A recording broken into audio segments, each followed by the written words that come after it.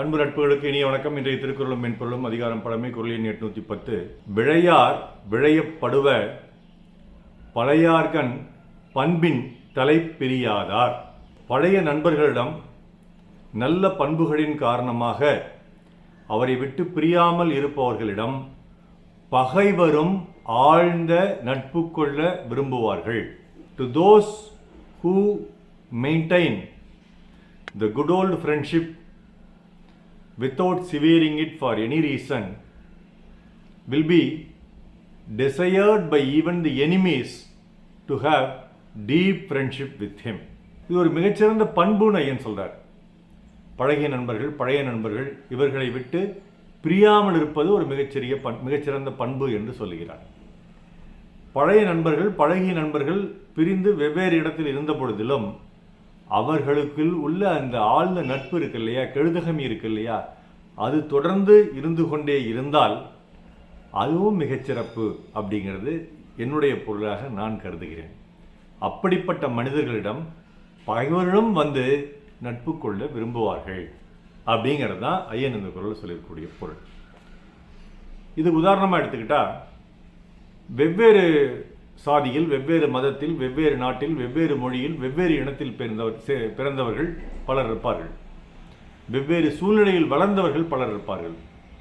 வெவ்வேறு இயக்கங்களில் பலர் இருப்பார்கள். வெவ்வேறு கொள்கையில் பிடிப்புள்ளவர்கள் பலர் இருப்பார்கள். வெவ்வேறு விருப்பங்களை கொண்டுள்ளவர்கள் பலர் இருப்பார்கள்.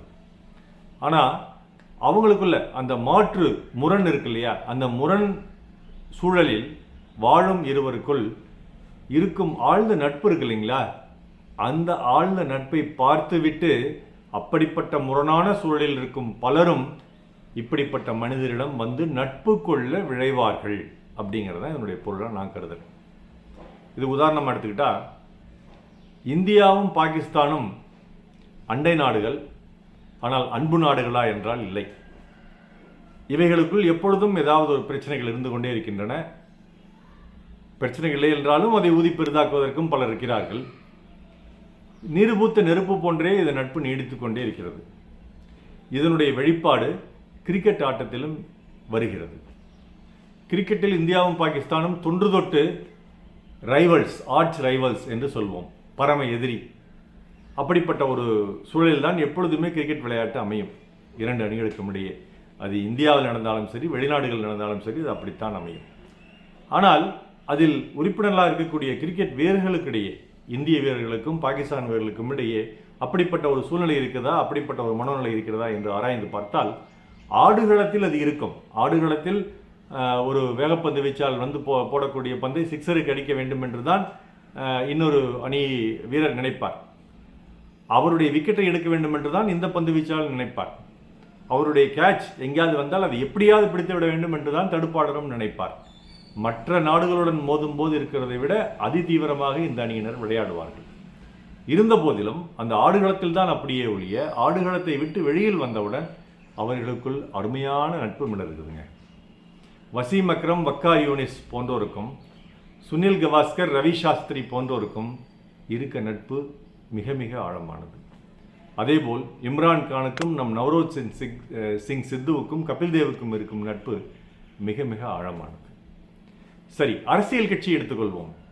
இரண்டு அரசியல் கட்சிகள், இருவருமே வெவ்வேறு துருவங்கள், வெவ்வேறு கொள்கைகளை கடைபிடிப்பவர்கள், வெவ்வேறு கோட்பாடுகளை கொண்டிருப்பவர்கள். அப்படிப்பட்டவர்களுக்கிடையே நல்ல நட்பு இருந்திருக்கிறதா? இருந்திருக்குதுங்க. கலைஞருக்கும் பாரதிய ஜனதா கட்சியினுடைய தலைவராக இருந்த இலா கணேசன் அவர்களுக்கும் ஒரு ஆழ்ந்த நட்பு இருந்து கொண்டே இருந்திருக்கிறது இறுதி காலம் வரையில். அதேபோல் இரண்டு வெவ்வேறு கொள்கை பிடிப்புகளை கொண்டவர்கள், முதுறிஞர் ராஜாஜியும் தந்தை பெரியாரும், அவர்களுக்குள் ஒரு ஆழமான நட்பு இருந்திருக்கிறது. தந்தை பெரியார் தன்னுடைய இரண்டாவது திருமணத்துக்காக ராஜாஜியிடம் பரிவுரை கேட்டார் என்றெல்லாம் கருத்து நிலவுகிறது. அப்படிப்பட்ட ஆழ்ந்த நட்பு அவர்களுக்கும் உள்ளே இருந்திருக்கிறது.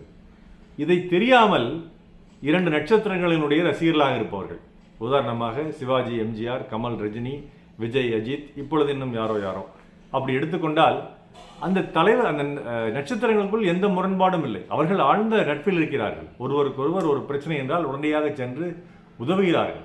அரசியல் தாண்டிய நட்பும் நிலவிருக்கிறது. இவர்களுக்கு அரசியல் ஈடுபடாதவர்களுடைய ஆழ்ந்த நட்பு இருந்து கொண்டே தான் இருக்கிறது, எப்பொழுதும் இருக்கிறது.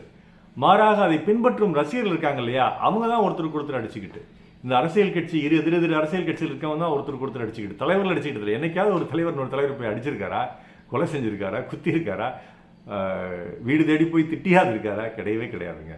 ஆனால் அந்த கீழே இருக்கும் ரசிகர்களும் அரசியல் கட்சி தொண்டர்களும் இதை பெரிதாக எடுத்துக்கொண்டு அவர்களுக்குள் ஒரு பெரிய பகைமையை பாராட்டுகிறார்கள். இது தவறு. இப்படிப்பட்ட பகைமையை பாராட்டாமல் இருக்கக்கூடிய பழகிய அந்த உறவை, தன் கொள்கை என்னவாக இருந்தாலும் பழகிய அந்த நட்பை, உறவை விட்டு விலகாமல் இருக்கக்கூடிய அந்த பண்பு இருக்குதல்லவா, அந்த நற்பண்பு, அதை கொண்டவர்களிடம் மேலும் பகைவர்கள் வந்து நட்பு செய்ய ஆழ்ந்த விருப்பப்படுவார்கள் அப்படிங்கிறது அந்த குறள் தரக்கூடிய அற்புதமான பொருள். விளையார் விளைய படுவ பழையார்கண் பண்பின் தலை பிரியாதார். நாள் சிறக்க நற்றமிழ் வாழ்த்துகள். மருத்துவர் ராமசெல்வரங்கம், ரிஷி நேத்ராலயா, வழியை கடமை, சேலம், கள்ளக்குறிச்சி, அரூர், ஈரோடு, கணதிபாளையம், நாளூர். நன்றி. டாக்டர் செல்வாகர் யூடியூப் சேனலை ஷேர் பண்ணுங்க, லைக் பண்ணுங்க, கமெண்ட் பண்ணுங்க, சப்ஸ்கிரைப் பண்ணுங்க. வணக்கம்.